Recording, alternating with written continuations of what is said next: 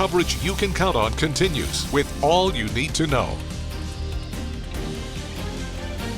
CDC advisors are set to vote today on Pfizer's vaccine for kids ages 5 to 11. Last week, the FDA signed off on emergency use authorization. If the CDC also approves, kids 5 to 11 could be getting shots as soon as tomorrow.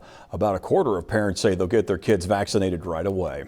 Gravity Diagnostics is offering COVID-19 tests at Ivy Tech Community College in Terre Haute. It's in partnership with the county and state departments of health.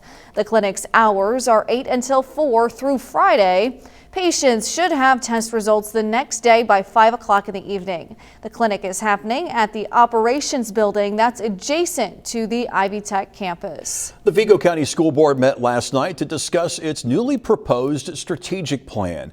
Originally, Vigo County Schools proposed a plan that was approved back in February of 2020, but then COVID-19 hit and that changed everything. The main goal in the new plan is to help all students succeed in the realities of a post-COVID world.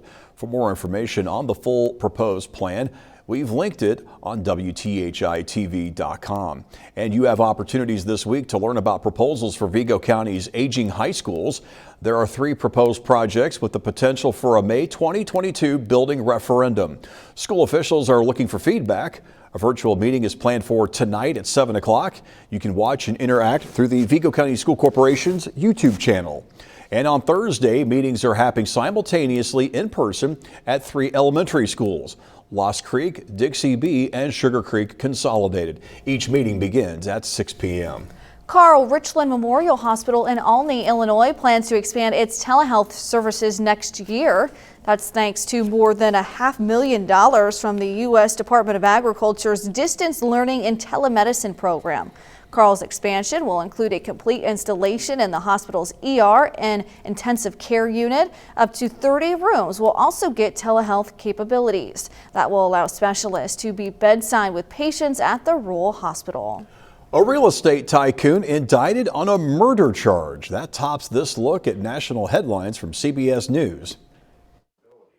Prosecutors in New York say real estate tycoon Robert Durst has been indicted on a second-degree murder charge for the death of his first wife, Kathy Durst. She disappeared nearly 4 decades ago, and her body was never found. The 78-year-old Durst recently was sentenced to life in prison in California for killing a friend. Voters head to the polls in Virginia today to decide the hotly contested race for governor. It pits former Democratic Governor Terry McAuliffe against Republican Glenn Youngkin. Polls put the candidates in a dead heat. Virginia's Republicans haven't won a statewide race since 2009. President Biden won the state by 10 percentage points last year. And many campgrounds in the South and Southwest are getting booked solid as Canadians prepare to travel to warmer climates for the winter. The Biden administration recently signaled the green light for vaccinated people to enter the U.S. for non-essential travel. Those are some of the day's top stories. I'm Monica Ricks, CBS News, New York.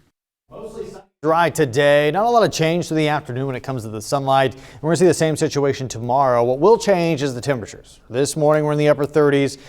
Tonight, early tomorrow morning, we're in the upper 20s. So it is going to get much colder. And we're going to enter a frost freeze cycle here Wednesday, Thursday, Friday. Temperatures upper 40s, lower 50s Thursday afternoon. But look at each one of these overnights. We're in the upper 20s.